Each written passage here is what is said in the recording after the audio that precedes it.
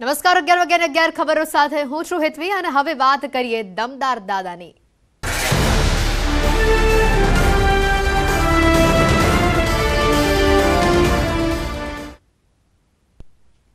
તો અમદાવાદમાં મુખ્યમંત્રી ભૂપેન્દ્ર પટેલનો રોડ શો યોજાયો છે। અમદાવાદના બોપલમાં ભવ્ય રોડ શો યોજાયો છે। જંગી જીત માટે મુખ્યમંત્રી પ્રચારના મેદાનમાં રોડ શોમાં ત્યારે મોટી સંખ્યામાં કાર્યકર્તાઓ ઉમટ્યા છે। રોડ શોથી મુખ્યમંત્રી ભૂપેન્દ્ર પટેલનું શક્તિ પ્રદર્શન જોવા મળી રહ્યું છે। સીએમના રોડ શોમાં મોટી સંખ્યામાં માનવ મહેરામણ ઉમટ્યું છે। કેસરી ચાદર રસ્તા ઉપર પથરાઈ હોય તેવા આ દ્રશ્યો સામે આવી રહ્યા છે। મોટી સંખ્યામાં લોકો પણ મુખ્યમંત્રીની ઝલક મેળવવા માટે પહોંચ્યા છે। મોટી સંખ્યામાં માનવ મહેરામણ ઉમટેલું જોવા મળી રહ્યું છે। દાદાનું આ દમદાર રોડ શો બોપલના રસ્તાઓ પરથી હાલ નીકળી રહ્યો છે।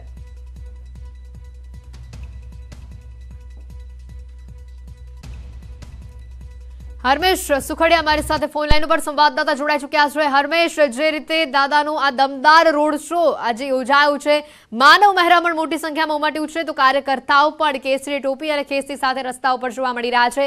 કેવા દ્રશ્યો હાલ? બિલકુલ હેતવી, અત્યારે બોપલ અને જે અન્ય વિસ્તાર છે ત્યાં આગળ અત્યારે સમગ્ર વિસ્તારમાં જ્યાં જુઓ ત્યાં કેસરીઓ જોવા મળી રહ્યો છે। આપ દ્રશ્યોમાં જોઈ રહ્યા છો કે સીએમ ભૂપેન્દ્ર પટેલનો આજે રોડ શો છે તે રોડ શો અત્યારે ચાલી રહ્યો છે। રોડ શો ને પગલે પોલીસનો બંદોબસ્ત તો છે, પરંતુ સાથે સાથે જો વાત કરવામાં તો હજારોની સંખ્યામાં કાર્યકર્તાઓ છે તે લોકોની પણ હાજરી અત્યારે જોવા મળી રહી છે। બોપલ વકીલ સાહેબ બ્રિજ છે તે બ્રિજથી શરૂ થયેલા આ રોડ શો છે તે આબાદનગર અત્યારે પહોંચ્યો છે। જે લંડન પાર્ક દુનિયા માતા મંદિર, કબીર એન્કલેવ, ગુમા આરોહી ક્લબ થઈ અને સાઉથ બોપલનું જે સ્કન સિટી આવેલું છે ત્યાં સુધીનો આ જે ભવ્ય રોડ શો છે તે અત્યારે ચાલી રહ્યો છે। દમદાર દાદા આ જે હુલામણા નામથી જે સીએમ ભૂપેન્દ્ર પટેલ ઓળખાય છે તે જ રીતના દ્રશ્યો છે અને તે જ રીતનો આવકાર છે તે સમગ્ર બોપલ વિસ્તારમાં તેઓને અત્યારે હાલ મળી રહ્યો છે। લોકો જે છે તે લોકો અત્યારે તેમનું ફૂલહારથી સ્વાગત તો કરી રહ્યા છે, પરંતુ સાથે તમામ લોકો છે તે ભારતીય જનતા પાર્ટીની ફેવરમાં ક્યાંક ને ક્યાંક હોય તેવું લાગી રહ્યું છે, કારણ કે બહુ મોટી સંખ્યામાં અત્યારે આ વિસ્તારમાં જનમેદની છે તે અત્યારે જોવા મળી રહી છે। ભારતીય જનતા પાર્ટીના તમામ જે કાર્યકર્તાઓ છે તે કાર્યકર્તાઓની તો સંખ્યા જોવા જ મળી રહી છે, પરંતુ જે અન્ય લોકો છે, જે રહેણાંક વિસ્તારના લોકો છે તે લોકોમાં પણ અનેરો ઉત્સાહ છે તે અત્યારે જોવા મળી રહ્યો છે। આ દ્રશ્યોમાં જોઈ રહ્યા છો કે જે સમર્પણ બંગલો છે ત્યાં આગળ અત્યારે આ રોડ શો છે તે રોડ શો પહોંચ્યો છે। દાદા છે તે ઓપન જીપમાં અત્યારે બોપલ ગુમા વિસ્તાર છે તે વિસ્તારમાં નીકળ્યા છે। સમગ્ર વિસ્તારમાં જે ફ્લેટ અને મકાનો આવેલા છે તેમાં લોકો બહાર નીકળી અને સીએમ ભૂપેન્દ્ર પટેલ છે તેઓનું ફૂલહારથી સ્વાગત કરી રહ્યા છે। લોકો જે છે તે લોકોમાં પણ ખૂબ જ ઉત્સાહ જોવા મળી રહ્યો છે।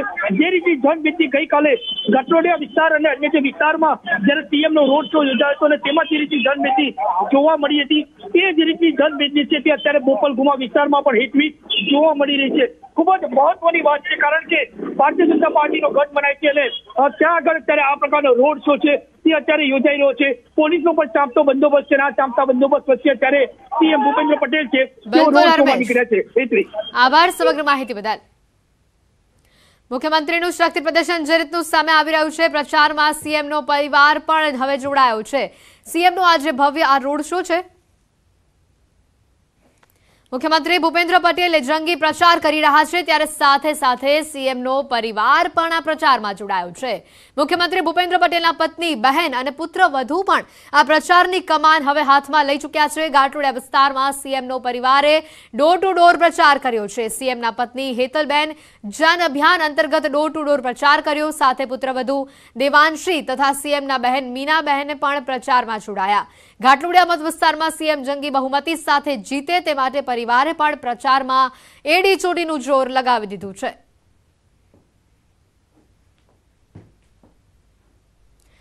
જંગી જીત માટે પ્રચાર મેદાનમાં અત્યારે સીએમ ઉતર્યા છે। બોપલથી રોડ શોની શરૂઆત થઈ છે અને આ રોડ શોમાં મોટી સંખ્યામાં માનવ મહેરામણ ઉમટ્યું છે। કાર્યકર્તાઓ પણ જે રીતે ઉમટ્યા છે, માથે કેસરી ટોપી અને ગળે કેસરી જે રીતે લઈને તમામ લોકો અત્યારે રસ્તા ઉપર આવ્યા છે। કેસરી ટોપી સાથે આખા રોડ રસ્તાઓ, કેસરી ખેસની સાથે આખા રોડ રસ્તાઓ કેસરિયા જાણે થયા હોય રસ્તા ઉપર એવા દ્રશ્યો આવ્યા છે।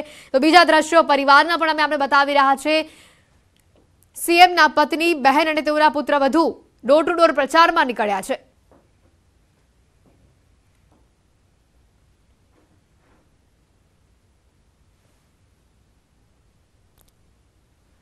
તો જે રીતે જંગી જીત માટે પ્રચાર મેદાનમાં અત્યારે સીએમ ઉમટ્યા છે સીએમનો આ ભવ્ય રોડ શો જે રીતનો યોજાયો છે, ચારે બાજુ રસ્તાઓ પર જાણે કેસરી ચાદર પથરાઈ હોય એવા આ દ્રશ્યો છે।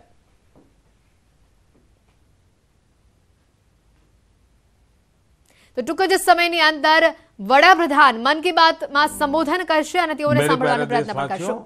नमस्कार। मन की बात में एक बार फिर आप सभी का बहुत बहुत स्वागत है।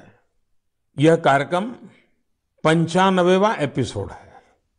हम बहुत तेजी से मन की बात के शतक की तरफ बढ़ रहे हैं।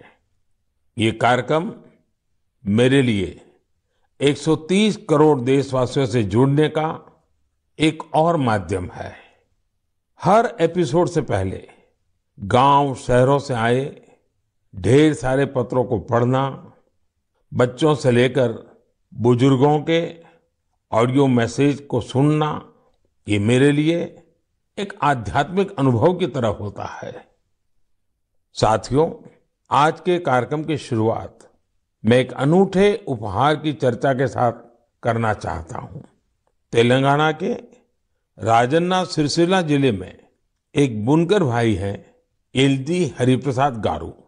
उन्होंने मुझे अपने हाथों से G20 का यह लोगो बुनकर के भेजा है। यह शानदार उपहार देखकर तो मैं हैरान ही रह गया। हरिप्रसाद जी को अपनी कला में इतनी महारत हासिल है कि वो सबका ध्यान आकर्षित कर लेते हैं। हरिप्रसाद जी ने हाथ से बुने G20 के इस लोगो के साथ ही मुझे एक चिट्ठी भी भेजी है। इसमें उन्होंने लिखा है कि अगले साल G20 शिखर सम्मेलन की मेजबानी करना भारत के लिए बड़े ही गौरव की बात है।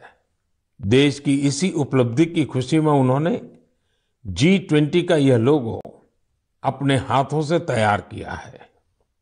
बुनाई की यह बेहतरीन प्रतिभा उन्हें अपने पिता से विरासत में मिली है और आज वे पूरे पैशन के साथ इसमें जुटे हुए हैं। साथियों, कुछ दिन पहले ही मुझे G20 लोगो और भारत की प्रेसिडेंसी की वेबसाइट को लॉन्च करने का सौभाग्य मिला था। इस लोगो का चुनाव एक पब्लिक कॉन्टेस्ट के जरिए हुआ था। जब मुझे हरिप्रसाद गारू द्वारा भेजा गया उपहार मिला तो मेरे मन में एक और विचार उठा। तेलंगाना के किसी जिले में बैठा व्यक्ति भी G20 जैसी समिट से खुद को कितना कनेक्ट महसूस कर सकता है, ये देखकर मुझे बहुत अच्छा लगा। आज हरिप्रसाद गारू जैसे अनेकों लोगों ने मुझे चिट्ठी भेजकर ये लिखा है कि देश को इतने बड़े समिट की मेजबानी मिलने से उनका सीना चौड़ा हो गया है। मैं आपसे पुणे के रहने वाले सुब्बा राव चिल्लारा जी और कोलकाता के तुषार जगमोहन उनके संदेश का भी जिक्र करूंगा। इन्होंने G20 को लेकर भारत के प्रोएक्टिव एफर्ट्स की बहुत सराहना की है।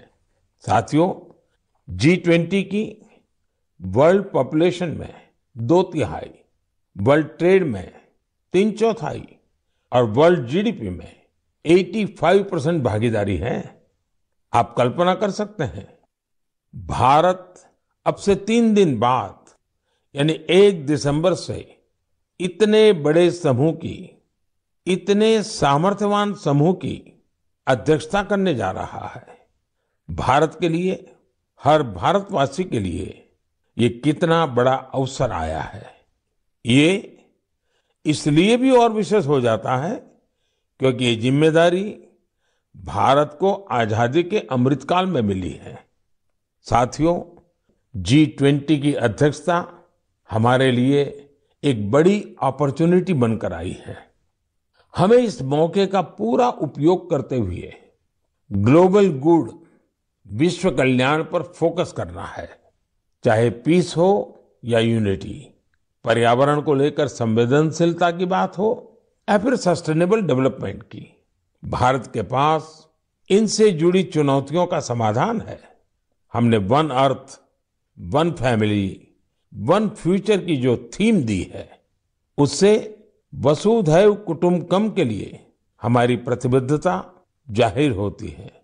हम हमेशा कहते हैं, ओम सर्वेषां स्वस्तिर्भवतु, सर्वेषां शांतिर्भवतु, सर्वेषां पूर्णं भवतु, सर्वेषां मंगलम भवतु। ओम शांति शांति शांति। अर्थात सबका कल्याण हो, सबको शांति मिले, सबको पूर्णता मिले और सबका मंगल हो। आने वाले दिनों में देश के अलग अलग हिस्सों में G20 से जुड़े अनेक कार्यक्रम आयोजित किए जाएंगे। इस दौरान दुनिया के अलग अलग हिस्सों से लोगों को आपके राज्यों में आने का मौका मिलेगा। मुझे भरोसा है कि आप अपने यहाँ की संस्कृति के विविध और विशिष्ट रंगों को दुनिया के सामने लाएंगे।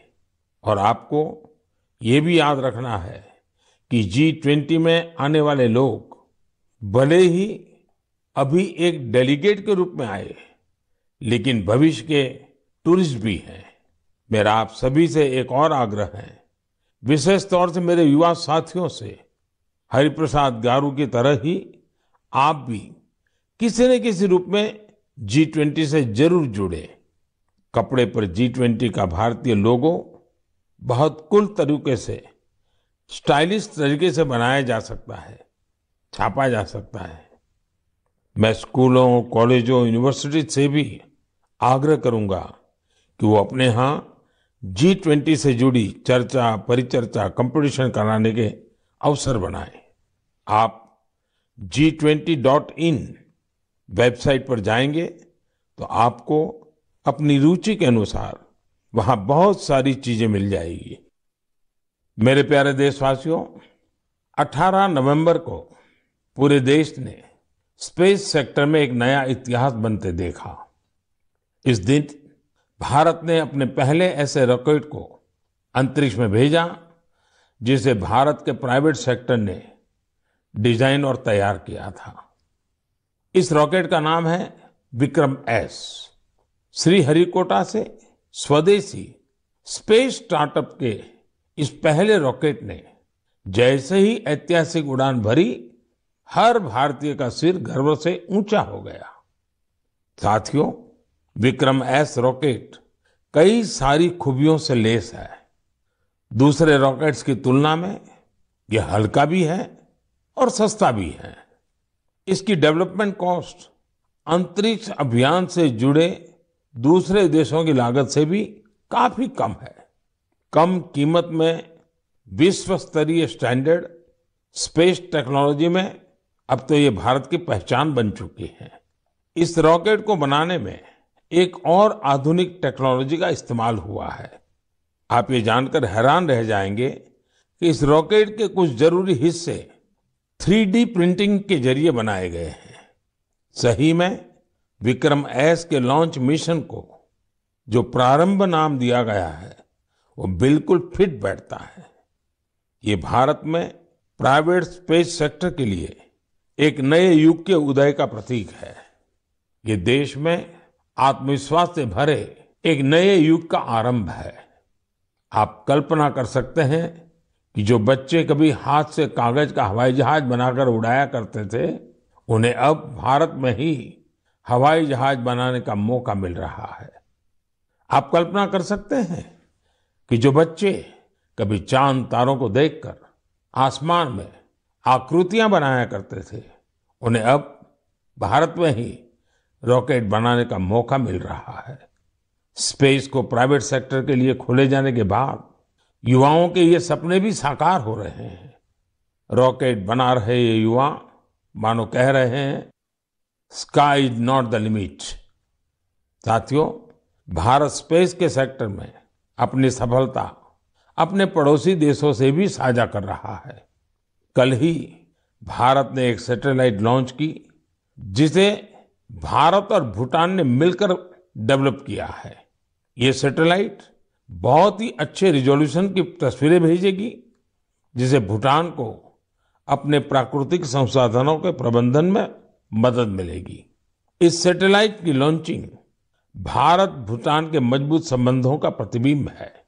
साथियों, आपने गौर किया होगा, पिछले कुछ मन की बात में हमने स्पेस, टेक, इनोवेशन पर खूब बात की है।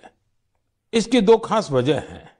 एक तो यह कि हमारे युवा इस क्षेत्र में बहुत ही शानदार काम कर रहे हैं। They are thinking big and achieving big. अब वे छोटी छोटी उपलब्धियों से संतुष्ट होने वाले नहीं हैं। दूसरी यह कि इनोवेशन और वैल्यू क्रिएशन, इस रोमांचक सफर में वे अपने बाकी युवा साथियों और स्टार्टअप्स को भी एनकरेज कर रहे हैं। साथियों, जब हम टेक्नोलॉजी से जुड़े इनोवेशंस की बात कर रहे हैं तो ड्रोन्स को कैसे भूल सकते हैं। ड्रोन के क्षेत्र में भी भारत तेजी से आगे बढ़ रहा है। कुछ दिनों पहले हमने देखा कि कैसे हिमाचल प्रदेश के किन्नौर में ड्रोन्स के जरिए सेब ट्रांसपोर्ट किए गए। किन्नौर हिमाचल का दूर सुदूर जिला है और वहां इस मौसम में भारी बर्फ रहा करती है। इतनी बर्फबारी में किन्नौर का हफ्तों तक राज्य के बाकी हिस्से से संपर्क बहुत मुश्किल हो जाता है। ऐसे में वहां से सेब का ट्रांसपोर्टेशन भी उतना ही कठिन होता है। अब ड्रोन टेक्नोलॉजी से हिमाचल के स्वादिष्ट किन्नौरी सेब लोगों तक और जल्दी पहुंचने लगेंगे। इससे हमारे किसान भाई बहनों का खर्च कम होगा, सेब समय पर मंडी पहुंच पाएगा, सेब की बर्बादी कम होगी। साथियों, आज हमारे देशवासी अपने इनोवेशन से उन चीजों को भी संभव बना रहे हैं जिसकी पहले कल्पना तक नहीं की जा सकती थी। इसे देखकर किसे खुशी नहीं होगी। हाल के वर्षों में हमारे देश ने उपलब्धियों का एक लंबा सफर तय किया है। मुझे पूरा विश्वास है कि हम भारतीय और विशेषकर हमारी युवा पीढ़ी अब रुकने वाली नहीं है। प्रिय देशवासियों, मैं आप लोगों के लिए एक छोटी सी क्लिप प्ले करने जा रहा हूं। वैष्णव जना तो तेने कहिए जे पीर पराई जान रे। वैष्णव जना तो तेने कहिए जे पीर पराई जान रे। पर दुखे उपकार करे तो ये मन अभिमान नान रे। आप सभी ने इस गीत को कभी न कभी जरूर सुना होगा। आखिर यह बापू का पसंदीदा गीत जो है। लेकिन अगर मैं ये कहूं कि इसे सुरों में पिरोने वाले गायक ग्रीस के हैं तो आप हैरान जरूर हो जाएंगे और ये बात आपको गर्व से भी भर देगी। इस गीत को गाने वाले ग्रीस के गायक हैं कोनस्तान्तिनोस कलाइजिस। उन्होंने इसे गांधी जी के 150वें जन्म जयंती समारोह के दौरान गाया था। लेकिन आज मैं उनकी चर्चा किसी और वजह से कर रहा हूं। उनके मन में इंडिया और इंडियन म्यूजिक को लेकर गजब का पैशन है। भारत से उन्हें इतना लगाव है, पिछले 42 वर्षों में वे लगभग हर वर्ष भारत आए हैं। उन्होंने भारतीय संगीत के ओरिजिन, अलग अलग इंडियन म्यूजिकल सिस्टम्स, विविध प्रकार के राग, ताल और रास के साथ ही विभिन्न घरानों के बारे में भी स्टडी की है। उन्होंने भारतीय संगीत की कई महान विभूतियों के योगदान का अध्ययन किया है। भारत के क्लासिकल डांसेस के अलग अलग पहलुओं को भी उन्होंने करीब से समझा है। भारत से जुड़े अपने इन तमाम अनुभवों को अब उन्होंने एक पुस्तक में बहुत ही खूबसूरती से पिरोया है। इंडियन म्यूजिक नाम की उनकी बुक में लगभग 760 तस्वीरें हैं। इनमें से अधिकांश तस्वीरें उन्होंने खुद ही खींची है।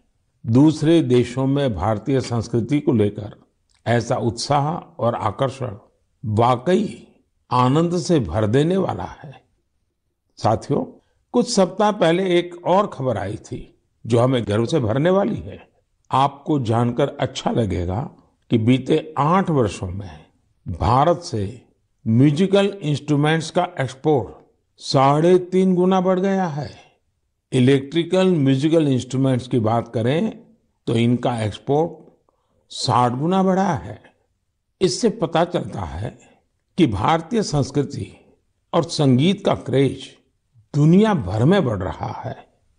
इंडियन म्यूजिकल इंस्ट्रूमेंट्स के सबसे बड़े खरीदार यूएसए, जर्मनी, फ्रांस, जापान और यूके जैसे विकसित देश हैं। हम सभी के लिए सौभाग्य की बात है कि हमारे देश में म्यूजिक, डांस और आर्ट की इतनी समृद्ध विरासत है। साथियों, महान मनीषी कवि भर्तृहरि को हम सब उनके द्वारा रचित नीति शतक के लिए जानते हैं। एक श्लोक में वे कहते हैं कि कला, संगीत और साहित्य से हमारा लगाव ही मानवता की असली पहचान है।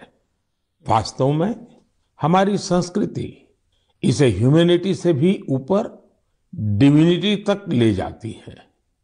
वेदों में सामवेद को तो हमारी विविध संगीतों का स्रोत कहा गया है। माँ सरस्वती की वीणा हो, भगवान श्री कृष्ण की बांसुरी हो या फिर भोलेनाथ का डमरू, हमारे देवी देवता भी संगीत से अलग नहीं है।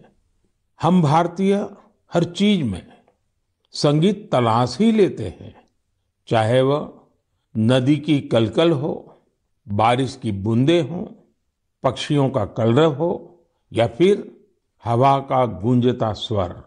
हमारी सभ्यता में संगीत हर तरफ समाया हुआ है। यह संगीत न सिर्फ शरीर को सुकून देता है बल्कि मन को भी आनंदित करता है। संगीत हमारे समाज को भी जोड़ता है। यदि भांगड़ा और लावणी में जोश और आनंद का भाव है तो रविंद्र संगीत हमारी आत्मा को आह्लादित कर देता है। देश भर के आदिवासियों की अलग अलग तरह की संगीत परंपराएं ये हमें आपस में मिलजुल कर और प्रकृति के साथ रहने की प्रेरणा देती है। साथियों, संगीत की हमारी विधाओं ने न केवल हमारी संस्कृति को समृद्ध किया है बल्कि दुनिया भर के संगीत पर अपनी अमिट छाप भी छोड़ी है। भारतीय संगीत की ख्याति विश्व के कोने कोने में फैल चुकी है। मैं आप लोगों को एक और ऑडियो क्लिप सुनाता हूं।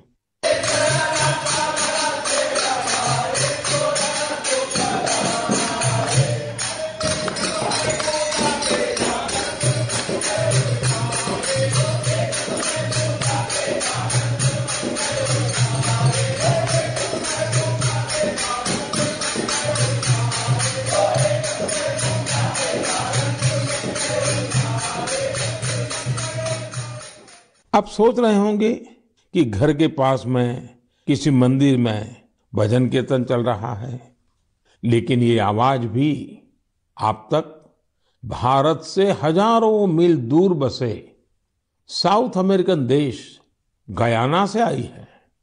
19वीं और 20वीं सदी में बड़ी संख्या में हमारे यहाँ से लोग गयाना गए थे।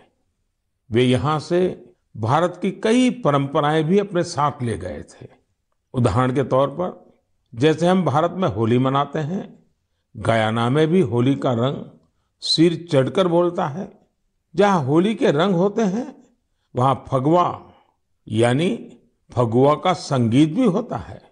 गयाना के फगवा में वहाँ भगवान राम और भगवान कृष्ण से जुड़े विवाह के गीत गाने की एक विशेष परंपरा है।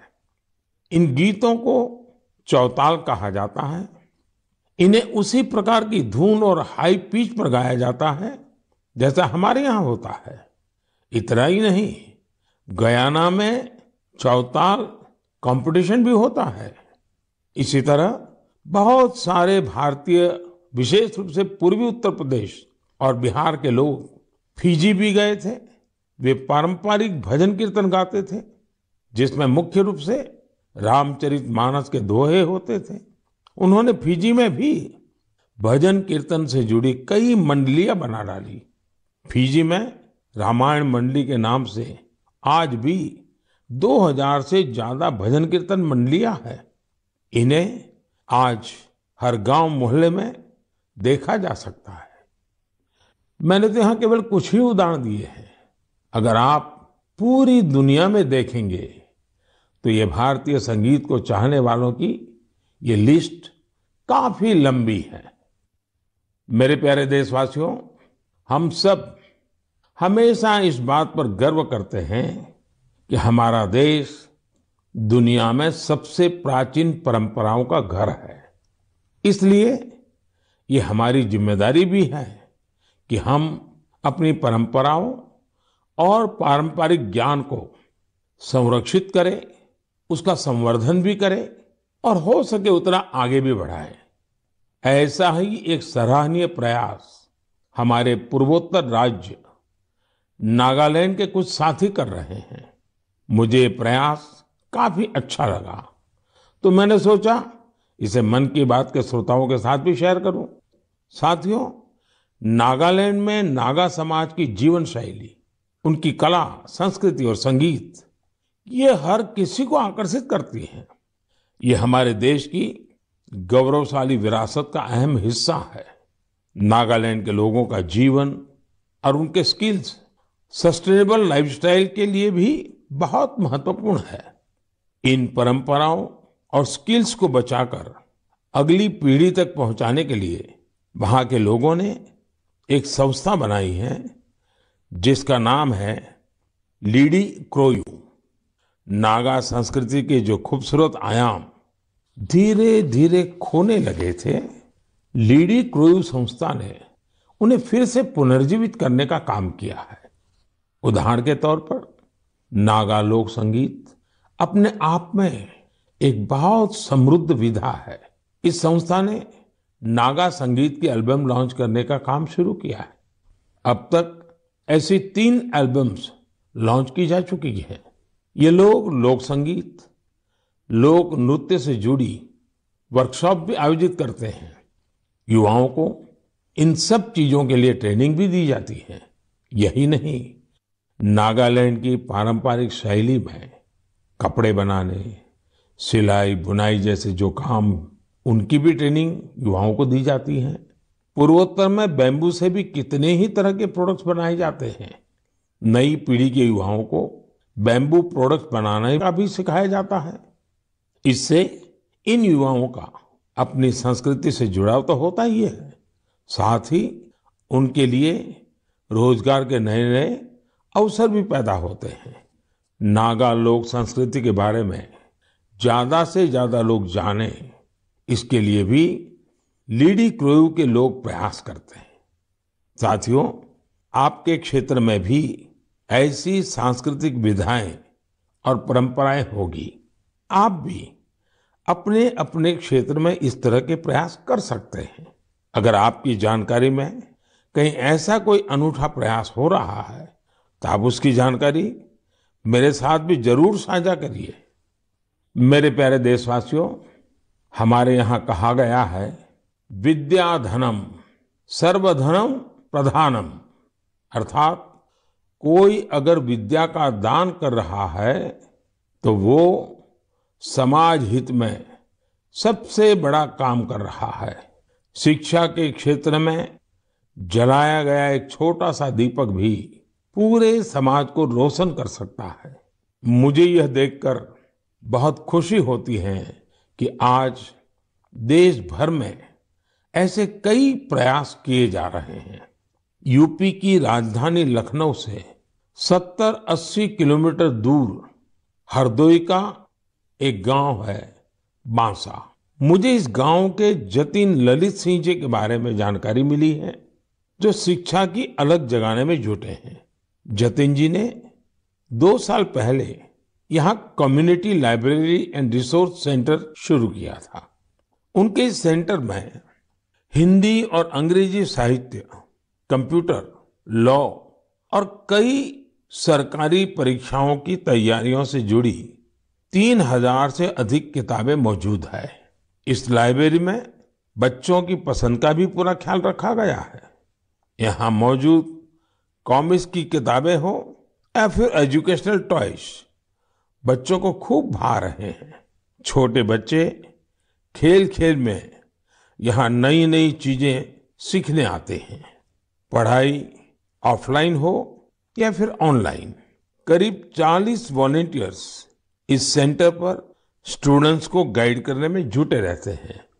हर रोज गांव के तकरीबन 80 विद्यार्थी इस लाइब्रेरी में पढ़ने आते हैं। साथियों, झारखंड के संजय कश्यप जी भी गरीब बच्चों के सपनों को नई उड़ानें दे रहे हैं। अपने विद्यार्थी जीवन में संजय जी को अच्छी पुस्तकों की कमी का सामना करना पड़ा था। ऐसे में उन्होंने ठान लिया कि किताबों की कमी से वे अपने क्षेत्र के बच्चों का भविष्य अंधकारमय नहीं होने देंगे। अपने इस मिशन की वजह से आज वो झारखंड के कई जिलों में बच्चों के लिए लाइब्रेरी मैन बन गए हैं। संजय जी ने जब अपनी नौकरी की शुरुआत की थी, उन्होंने पहला पुस्तकालय अपने पैतृक स्थान पर बनवाया था। नौकरी के दौरान उनका जहां भी ट्रांसफर होता था, वहां वे गरीब और आदिवासी बच्चों की पढ़ाई के लिए लाइब्रेरी खोलने के मिशन में जुट जाते हैं। ऐसा करते हुए उन्होंने झारखंड के कई जिलों में बच्चों के लिए लाइब्रेरी खोल दी है। लाइब्रेरी खोलने का उनका यह मिशन आज एक सामाजिक आंदोलन का रूप ले रहा है। संजय जी हो या जतिन जी, ऐसे अनेक प्रयासों के लिए मैं उनकी विशेष सराहना करता हूं। मेरे प्यारे देशवासियों, मेडिकल साइंस की दुनिया ने रिसर्च और इनोवेशन के साथ ही अत्याधुनिक टेक्नोलॉजी और उपकरणों के सहारे काफी प्रगति की है। लेकिन कुछ बीमारियां आज भी हमारे लिए बहुत बड़ी चुनौती बनी हुई है। ऐसी ही एक बीमारी है मस्कुलर डिस्ट्रॉफी।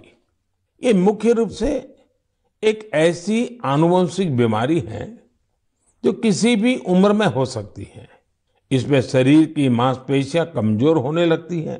रोगी के लिए रोजमर्रा के अपने छोटे छोटे कामकाज करना भी मुश्किल हो जाता है। ऐसे मरीजों के उपचार और देखभाल के लिए बड़े सेवाभाव की जरूरत होती है। हमारे यहाँ हिमाचल प्रदेश में सोलन में एक ऐसा सेंटर है जो मस्कुलर डिस्ट्रॉफी के मरीजों के लिए उम्मीद की नई किरण बना है। इस सेंटर का नाम है मानव मंदिर। इसे Indian association of muscular dystrophy द्वारा संचालित किया जा रहा है। मानव मंदिर अपने नाम के अनुरूप ही मानव सेवा की अद्भुत मिसाल है। यहाँ मरीजों के लिए ओपीडी और एडमिशन की सेवाएं 3-4 साल पहले शुरू हुई थी। मानव मंदिर में करीब 50 मरीजों के लिए बेड्स की सुविधा भी है। फिजियोथेरेपी, इलेक्ट्रोथेरेपी और हाइड्रोथेरेपी के साथ साथ योग प्राणायाम की मदद से भी यहाँ रोग का उपचार किया जाता है। साथियों, हर तरह की हाईटेक सुविधाओं के जरिए इस केंद्र में रोगियों के जीवन में सकारात्मक बदलाव लाने का भी प्रयास होता है। मस्कुलर डिस्ट्रॉफी से जुड़ी एक चुनौती इसके बारे में जागरूकता का अभाव भी है। इसलिए यह केंद्र हिमाचल प्रदेश ही नहीं, देश भर में मरीजों के लिए जागरूकता शिविर भी आयोजित करता है। सबसे ज्यादा हौसला देने वाली बात यह है कि इस संस्था का प्रबंधन मुख्य रूप से इस बीमारी से पीड़ित लोग ही कर रहे हैं। जैसे सामाजिक कार्यकर्ता Urmila Baldi ji, Indian association of muscular dystrophy की अध्यक्ष बहन संजना गोयल जी और इस एसोसिएशन के गठन में अहम भूमिका निभाने वाले श्रीमान विपुल गोयल जी इस संस्थान के लिए बहुत अहम भूमिका निभा रहे हैं। मानव मंदिर को हॉस्पिटल और रिसर्च सेंटर के तौर पर विकसित करने की कोशिशें भी जारी हैं।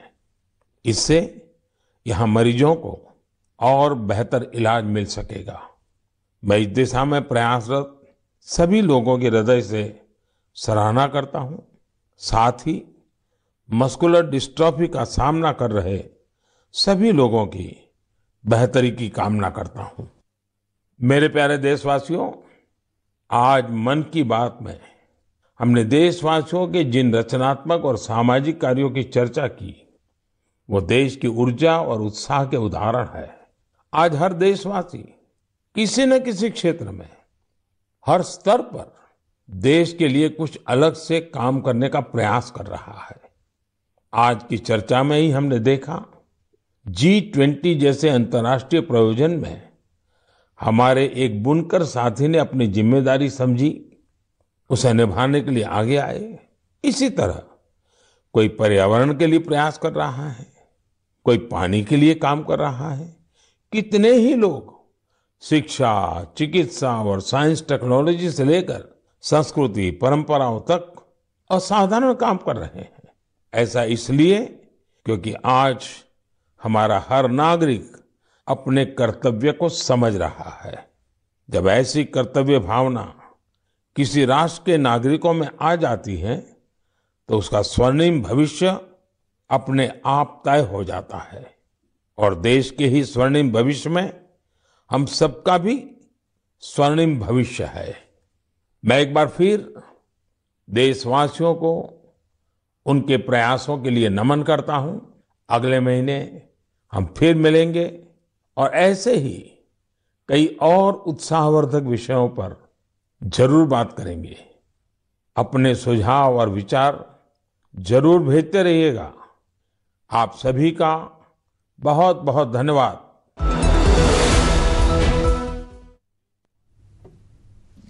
पंचाणुमी वखत मन की बात में आज प्रधानमंत्री मोदीए संबोधन कर्યું અને સાથે જ દેશે આ વર્ષે જે ઉપલબ્ધિઓ હાંસલ કરી છે તેના વિશે પણ તેમણે વાત કરી।